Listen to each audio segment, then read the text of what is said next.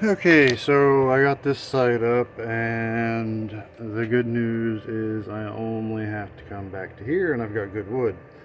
But, I mean, what other options did I have when this side was all carpenter ant damage and has to be tore out and is rotted and falling apart, and the metal's stapled all the way down it? Plus, and then this side is just wet and rotten. But the odd thing here is this was the better side, but this whole end piece is rotten. It's nothing but paper. I can stick a putty knife right through it. So I've got to jack this whole wall up and slip a new piece in all the way. See, here's the door. This is why the step's sagging so bad. This is the carriage bolt to the step. That right there is the carriage bolt to the other step. This all just crumbled away when we pulled this strip of subfloor out. And this, I mean, it's all bad. And then when we pulled the subfloor up down here, which was all rotted and had holes through it, it was paper. It came up in a bunch of pieces. I mean, they nailed this thing like they've got a nail every inch, half inch, and it destroyed, like it just came up in pieces. As you can see, all the debris is from the pulling that piece up. But when we pulled that piece up, there's no joist here. This joist, which is odd because it's in the middle, I don't know how far you can see under there, but this whole joist is gone. And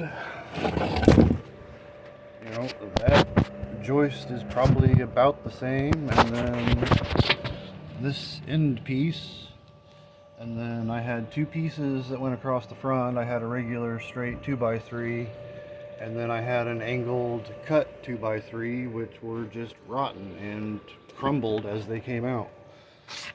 And so the corners are held in by carriage bolts, so I got to cut these bolts and get new carriage bolts for the corners.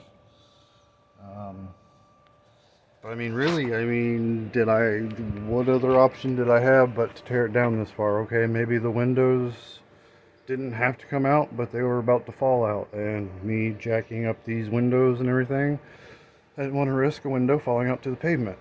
The door, I couldn't take that out if I didn't take the door out. So, I mean, if you know an easier way that I could do this thing, I mean, I guess it's too late now, but please, by all means, like, tell me an easier way to do it, or tell me what I'm doing wrong. Tell me what I need to do different. Because all I know is to keep going until you find good wood, and then start scabbing off the good wood. If it's rotten, I mean, I can't leave it, can I? Like, can I? Do you really expect me to reuse that, or do you expect me to just throw a piece of subfloor over here and just not even worry about that joist? I mean, I don't know what else to do. I mean, I swear to God, I'm trying to do the minimal I can, but it just keeps going and it won't stop. Believe me, if I found good wood under there, I would have thrown the subfloor down and been done with it. If the steps weren't messed up here, I wouldn't have gone all the way down this side, but this whole wall was sunk. Like, you saw pictures a couple of days ago of the door, how the door had like an inch gap above it. This whole wall was sunk. This whole side was sunk about an inch. And even so, here's underneath the cabinets, and I swear to God, I'm not trying to take these cabinets out, but it's bad. It's just paper and crumbling all the way back here to the cabinets.